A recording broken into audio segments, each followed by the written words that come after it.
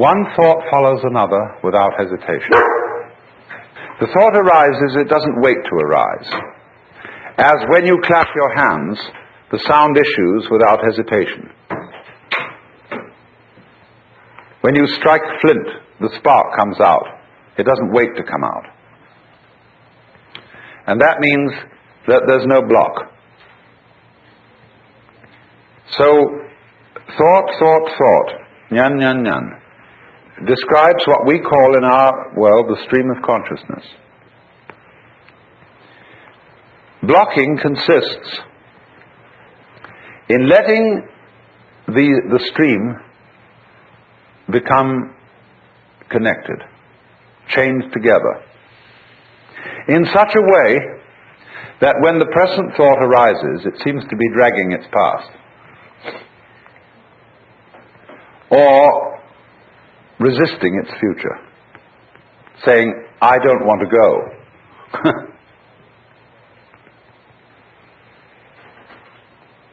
When then the connection,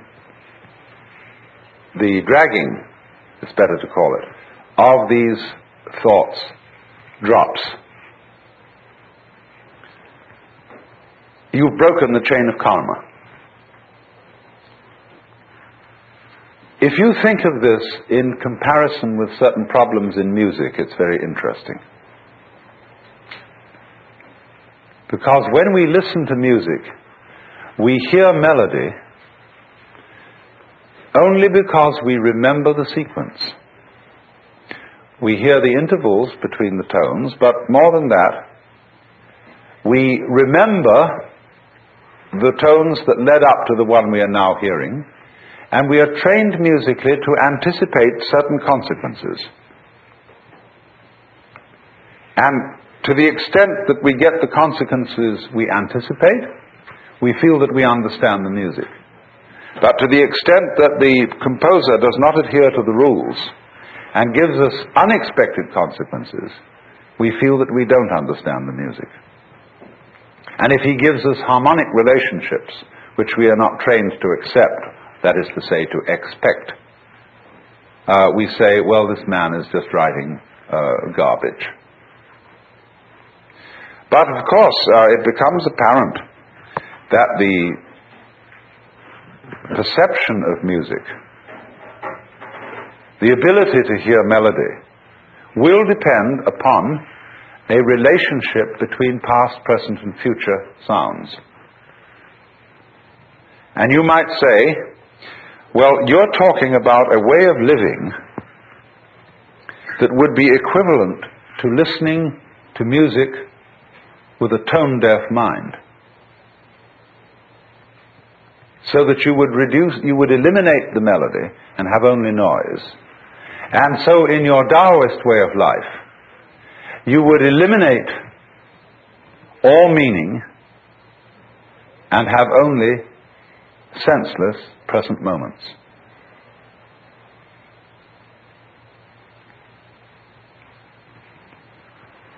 Up to a point, that's true. That is, in a way, what Buddhists also mean by seeing things in their suchness.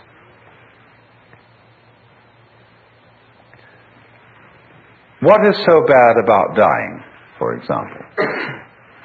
It's really no problem. When you die, you just drop dead. That's all there is to it. But what makes it a problem is that you're dragging a past.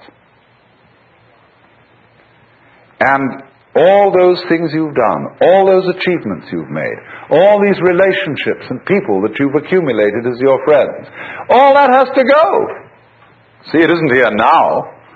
I mean, a few friends might be around you, but all that past that identifies you as who you are, which is simply memory, all that has to go. And we feel just terrible about that. But if we didn't, if we were just dying, that's all, death wouldn't be a problem. So likewise, the chores of everyday life, they become intolerable. When everything ties together, all the past and the future, you feel it dragging at you every way. supposing you wake up in the morning, and it's a lovely morning. Let's take today, right here and now. Here we are in this paradise of a place. Big Sur. And some of us have got to go to work on Monday. Is that a problem? For many people it is. It spoils the taste of what's going on now. When we wake up in bed on Monday morning and think of the various hurdles we've got to jump that day, immediately we feel sad and bored and bothered. Whereas actually we're just lying in bed.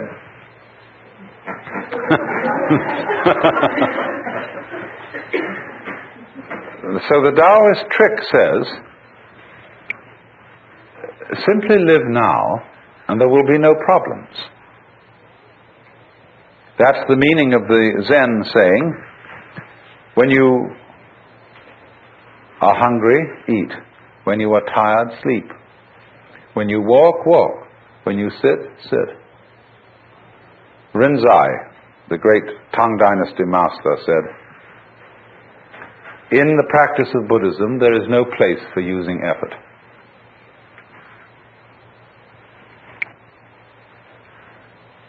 Sleep when you're tired, move your bowels, eat when you're hungry. That's all. The ignorant will laugh at me, but the wise will understand.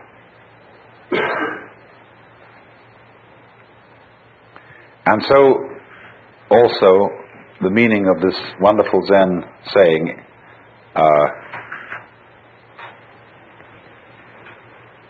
day, that's the character for the sun, day, that is, good day.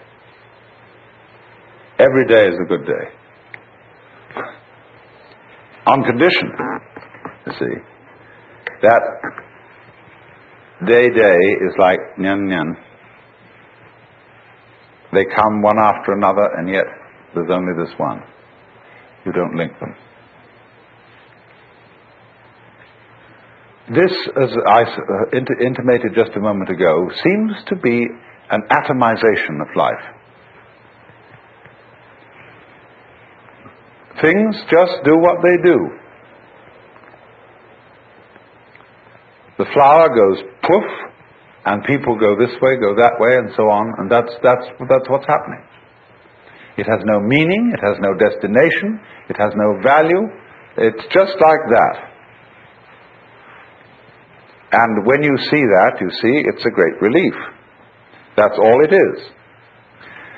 But then when you are firmly established in suchness, in that it's just this moment, you can begin again to play with the connections. Only you've seen through them. But now you see they don't haunt you. Because you know that there isn't any continuous you running on from moment to moment, who originated at some time in the past and will die at some time in the future. All that's disappeared. So you can have enormous fun anticipating the future, remembering the past, and playing all kinds of continuities.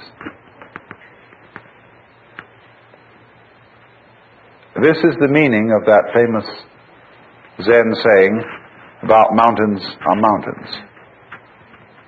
To the naive man, mountains are mountains, waters are waters. To the intermediate student, mountains are no longer mountains, waters are no longer waters. In other words, they've all dissolved into the point instant, to the kshana. But for the fully perfected student, mountains are again mountains and waters are again waters.